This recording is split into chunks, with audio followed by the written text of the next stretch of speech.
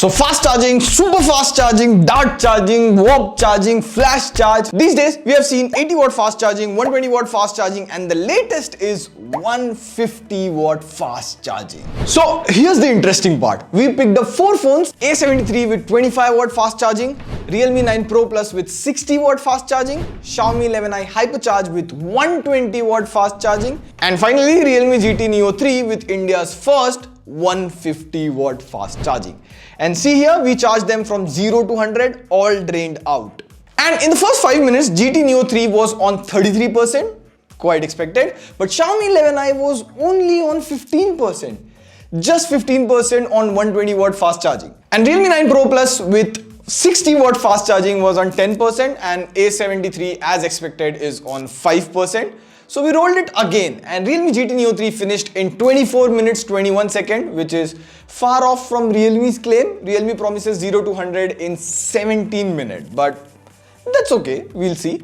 We went ahead and Xiaomi 11i completed in 47 minutes 3 seconds, which is like, what? So 120 watt charging in 47 minutes? Like Xiaomi promises 0 to 100 in just 15 minutes. That's even faster than Realme's 150 watt charger. And of course, we go ahead. The Realme 9 Pro Plus completed in 1 hour 11 minutes, and A73 with 25 watt charging takes own sweet time to go 2 hours 6 minutes. Now, is all of this fast charging a gimmick? And whenever you talk about 150, 250 watt fast charging, the comments are suddenly, that will spoil my battery. No, thank you, I don't want it. So is that true? Is ultra super fast charging bad for your battery health? And we have also heard phones exploding in 2021 and even in 2022. Well, to understand that, we have to understand a very simple thing. All batteries mostly have a negative and positive pole. When you use your phone, the electrons from the negative side flow to the positive side and your phone gets power. Now, when all the electrons have flown, your battery is dead and now you need charging. Charging uses electricity to pull back all the electrons to the negative pole. And this cycle goes on. In simple words, this electron movement from one end to the other end is called one full battery cycle. So if you have discharged your phone from 0 to 100, it is one battery cycle. But you'll be like, Prateek, how about if I discharge it from 100 to 10 and then charge it back? Well, the next day when you discharge it 10%, that's 100%, and that again is one battery cycle. Now, fast charging is a bit more tricky than normal charging. Like, the biggest myth is 120 watt fast charging means it charges at 120 watt, or 60 watt means it charges at 60 watt. Well, no. It's like the top speed of a car. It sure shows 220 km per hour over here, but doesn't run at that speed. It runs at the speed depending on the gear or how hard do you press the accelerator. Same. Chargers or batteries are now smart, like you have small chips at both ends, one in the charger and one in the phone. The chip in the phone asks for so and so watt of power, and the chip in the charging adapter delivers the exact same wattage. So there is less loss of energy and less heat. Batteries and Delhi people hate heat. Like, it's 43 degrees. Oh my God. On a serious note, because heat causes battery degradation, and while you may start with a 4000 mAh battery, by the end of 5 years, you will be left with, say, 2500 mAh battery or even less. So now smartphones smartly charge slowly if they detect there's a lot of heat around. So this fast charging is a lot dependent on what place you are charging, how hot it is.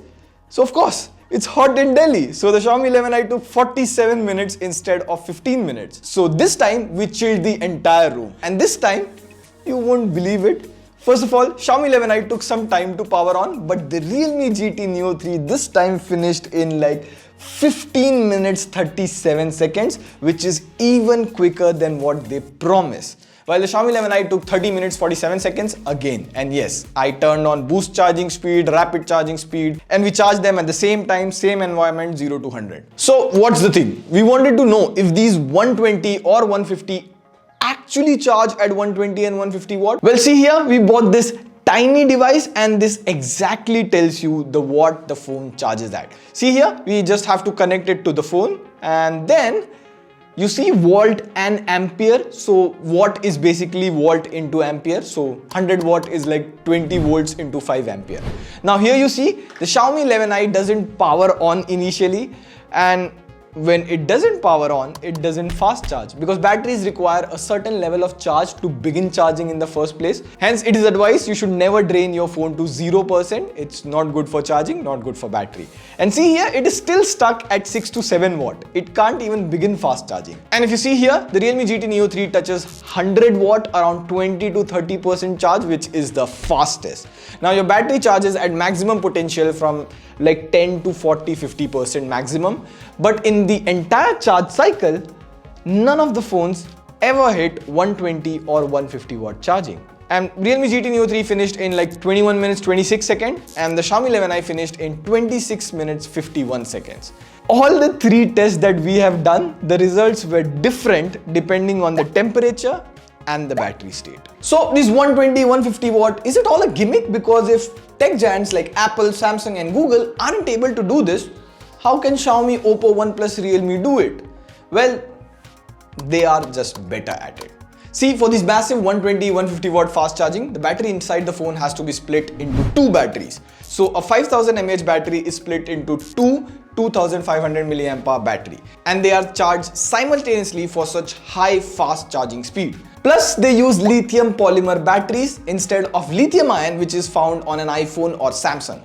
Lithium polymer can charge quickly and stay lightweight at the same time. Now, there are disadvantages to this battery splitting tech as well, like they take up a lot of space in the phone. And these 120, 150 watt tech is only available to charge 4500 mAh battery as of now. So you also get less battery mAh in these ultra fast charging phones. But then comes the biggest question. How safe is this fast charging? Well, Realme promises 1600 battery cycles until your battery health reaches 80%. Xiaomi promises 800 charge cycles until your battery reaches 80% battery health.